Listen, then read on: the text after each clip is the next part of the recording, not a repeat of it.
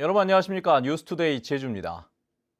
중국인 보이스피싱 사기단이 최근 제주에서 집중적으로 범죄를 저지르고 있습니다. 일주일 동안 경찰에 29건의 피해 신고가 접수됐는데 노인들은 물론 20대까지 속아 넘어갔습니다. 조심 또 조심하셔야겠습니다. 김찬영 기자의 보도입니다. 새마을금고에 들어온 할머니가 창구 직원에게 현금 인출을 부탁합니다. 직원들이 이유를 물어도 서둘러 5만 원권 돈다발만 챙깁니다. 잠시 후 경찰이 출동해 할머니를 데리고 밖으로 나갑니다. 보이스피싱에 속아 3,800만 원을 인출하려던 70대 할머니를 직원이 막은 겁니다. 중도 해지를 하는데 일단 전액 5만 원권 현금을 요구하시고 어떤 송금을 거부하시고 수표를 거부하시고 그리고 주위의 어떠한 의견을 무시하시고 검은색 옷과 마스크를 쓴 남성이 주택가를 서성입니다.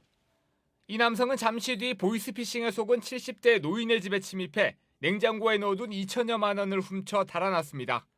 최근 일주일 동안 경찰에 신고된 보이스피싱은 모두 29건.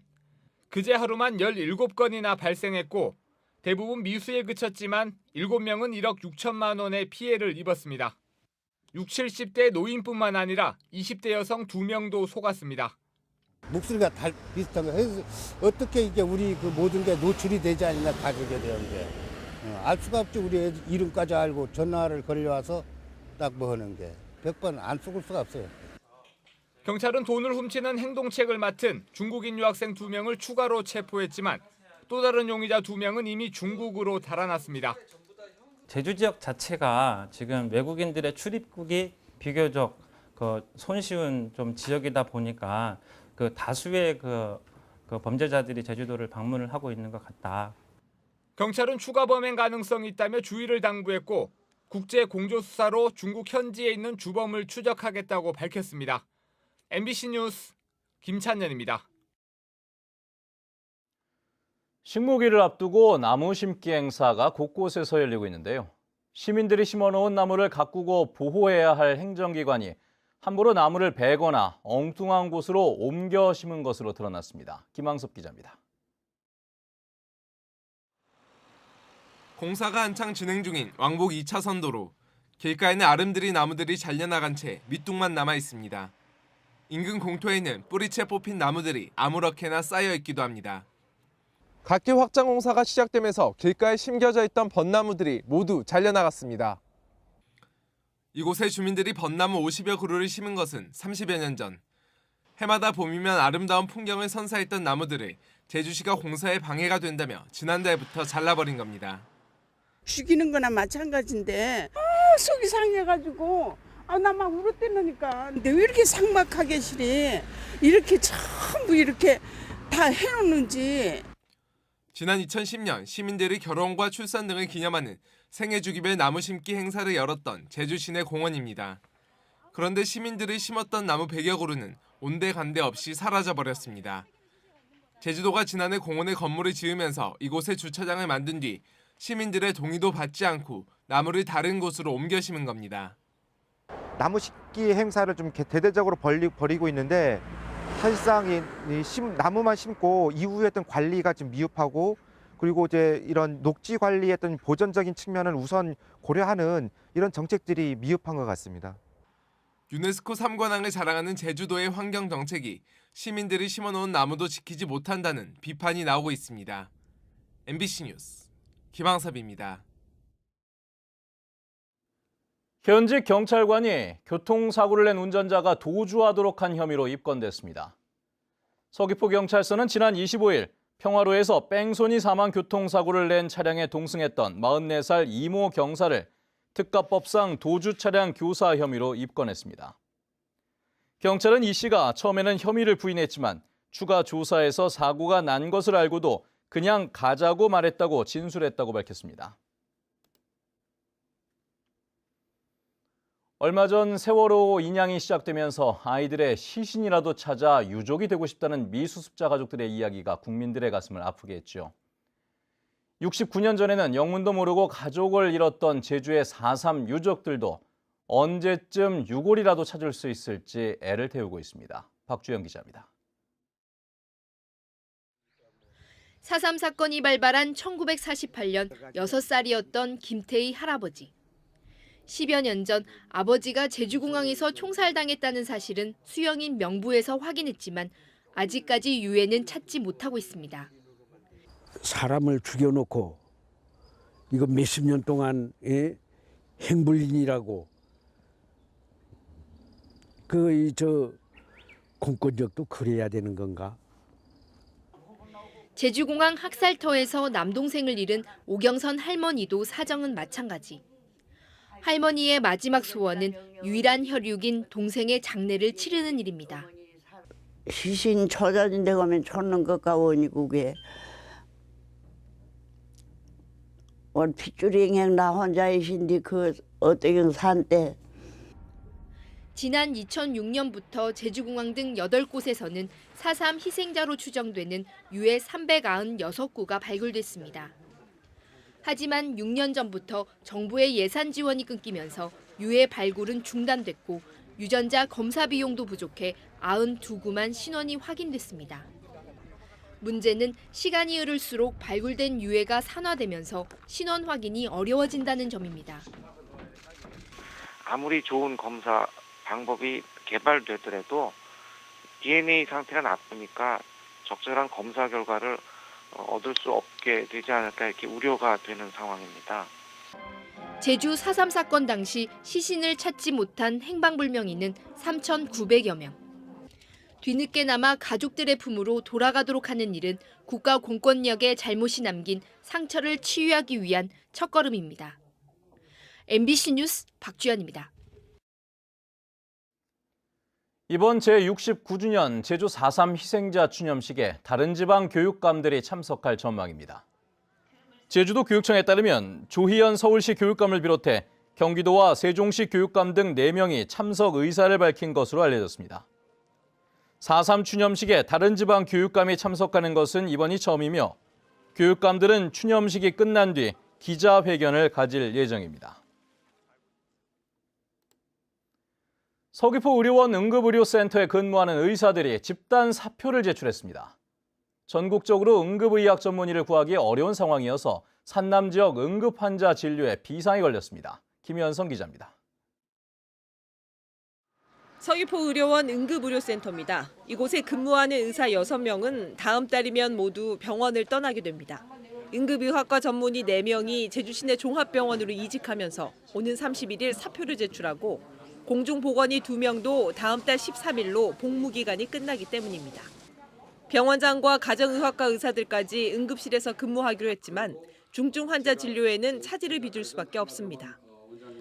심근경색이라든지 뇌졸중 같은 환자들도 급하게 와서 처리해야 되는데 아무래도 이제 응급의학과 선생님들하고 그 응급의학 하지 않은 선생님하고 이게 좀 하는 방법이 좀 다르거든요. 문제는 새로운 응급의학 전문의를 구하기가 쉽지 않다는 것.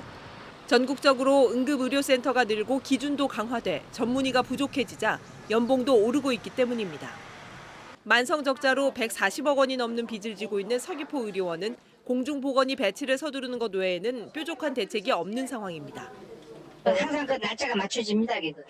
응급의학 전문의로 보내달라고 우리가 요청을 해서 마시고 기본은 2명이고 어떤 더 될지는 좀 봐야 될 거보다 우리는 더 요청은 좀 해달라는 해주다.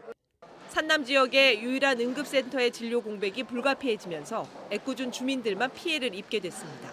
MBC 뉴스 김현선입니다.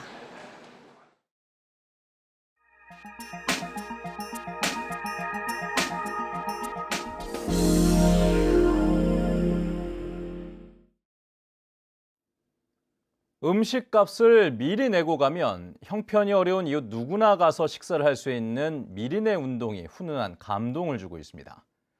그만큼 아직도 한 끼 끼니조차 해결하지 못하는 이웃들이 많다는 뜻일 수도 있겠죠. 춘천 MBC 허주희 기자입니다. 도심 속 자그마한 분식집. 가게 문에는 손님이 음식값을 내놨으니 형편이 어려운 사람 누구나 먹고 가라는 안내문이 붙어 있습니다. 돈이 없어서 외상을 해달라는 사람들이 늘자 주민들이 이웃을 위해 음식값을 미리 내주는 미리내 운동이 시작된 겁니다. 마을 주민센터가 이 나눔 운동을 제안한 뒤 주민들은 지정된 식당에 일부러 찾아와 작은 기부를 이어가고 있습니다.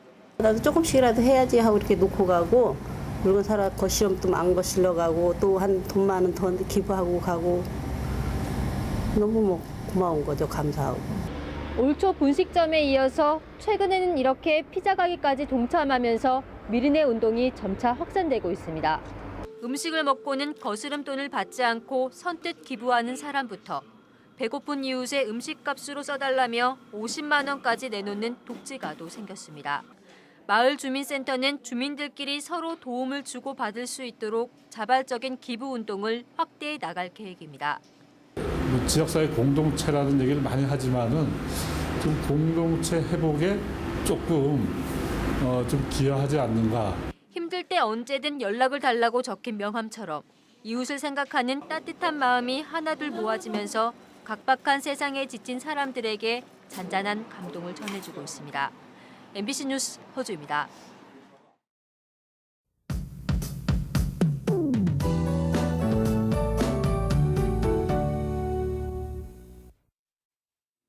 네, 요즘 아침 공기가 많이 부드러워졌는데요. 오늘 출근길도 평년 기온을 조금 웃돌면서 포근한 모습입니다. 한낮에도 구름 사이로 따뜻한 햇볕이 내리쬐면서 바깥 활동하기 좋겠고요. 미세먼지 농도는 보통 단계로 종일 양호할 것으로 예상됩니다. 다음은 자세한 지역별 날씨입니다. 네, 아침 출근길 구름 많은 가운데 북부 지역의 기온 11도까지 올라 있고요. 낮 기온도 14도 내외로 어제보다 2도가량 낮겠습니다. 현재 서부 지역의 기온 평년보다 높은 모습이지만 낮 기온은 예년 이맘때와 비슷하겠고요. 남부 지역은 낮 기온이 16도까지 오르는 등 온화한 날씨가 이어지겠습니다. 동부 지역의 현재 기온 12도 내외, 낮 기온은 13도에서 16도가 예상됩니다. 네, 이 시각 현재 산간 지역의 가시거리는 5km 내외로 장거리 운행하기 무난하겠고요. 섬지역 대체로 흐린 가운데 기온은 11도 내외로 출발하고 있습니다. 네, 물결은 모든 바다에서 잔잔하게 일겠고요. 현재 광주와 김해공항에는 운고와 저시정 특보가 내려져 있는 상황입니다. 네, 내일부터 주말인 토요일 아침까지는 산발적으로 비가 올 것으로 예상됩니다. 날씨였습니다. 제주지방법원 강재원 판사는 아파트를 사전 분양한 혐의로 기소된 76살 고모 씨에게 벌금 700만 원을 선고했습니다. 고 씨는 지난해 제주시로부터 입주자 모집 승인을 받지 않고 아파트 20세대를 사전 분양한 뒤 사용 검사를 받지 않고 6세대를 입주시킨 혐의로 기소됐습니다. 강 판사는 사전 분양을 방치하면 과다한 분양가 책정과 투기 세력의 개입을 규제할 수 없고 실수요자에게 주택을 공급할 수 없다고 밝혔습니다. 제주 지역 미분양 주택이 급증하고 있습니다. 국토교통부에 따르면 지난달 도내 미분양 주택은 446호로 한 달 전보다 26% 늘어 지난 2014년 5월 이후 33개월 만에 최대치를 기록했습니다. 또 준공 후 미분양도 39% 늘어난 147호로 집계됐습니다. 한편 지난달 착공된 주택은 981호로 1년 전보다 10% 줄었고 인허가는 1125호로 1.1% 감소했습니다. 제주 지역에서 올 들어 주택과 숙박시설 공사가 줄어들면서 건설 경기가 침체되고 있습니다. 대한건설협회 제주도에 따르면 올 들어 2월까지 회원사들이 맡은 공사 금액은 994억 원으로 지난해 같은 기간보다 72% 줄었습니다. 부문별로는 민간 부분이 86% 감소했고 공공 부분은 143% 증가했습니다. 풋귤 유통 정책이 1년 만에 대폭 손질될 것으로 보입니다. 현우범 제주도 의원은 풋귤 출하 시기를 도지사의 재량권에 맡기고 풋귤 출하 농장을 사전에 지정하는 조례 개정안을 제출했습니다. 풋귤은 출하가 허용되는 8월 31일까지 기준인 직경 49mm까지 크지 않아 출하가 사실상 불가능하다는 논란이 일어왔습니다. 제주주민자치연대는 19대 대선 10대 정책 공약으로 행정 계층 구조 개편을 주민투표로 결정하고 제주국제자유도시 특별법을 생태평화도시 특별법으로 개정하자고 제안했습니다. 또 자치재정권 확보와 주택정책 권한 이양, 영리병원 철회와 제주 4.3의 정의로운 해결 등도 제안했습니다. 가파도와 마라도의 해수 담수화 시설 처리 능력이 대폭 늘어납니다. 제주도는 올해 말까지 가파도 해수 담수화 시설의 처리 능력을 하루 150톤에서 300톤으로 늘리고 마라도 해수 담수화 시설의 처리 능력도 오는 2019년까지 하루 75톤에서 100톤으로 늘리겠다고 밝혔습니다. 또 오래된 관로도 모두 교체해 깨끗한 물을 공급하고 물이 새지 않도록 막을 계획입니다.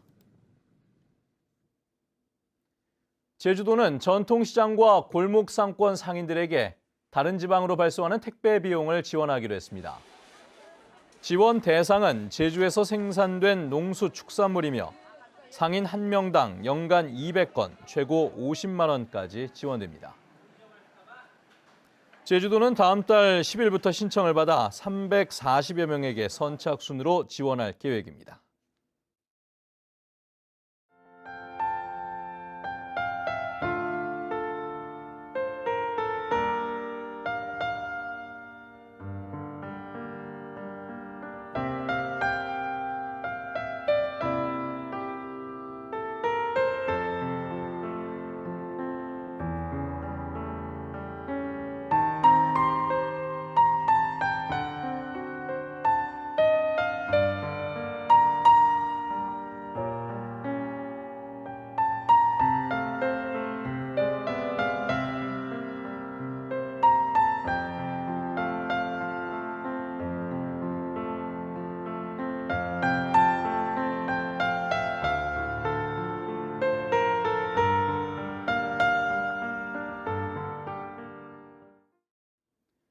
네, 뉴스투데이 제주를 마칩니다. 시청해주신 여러분 고맙습니다.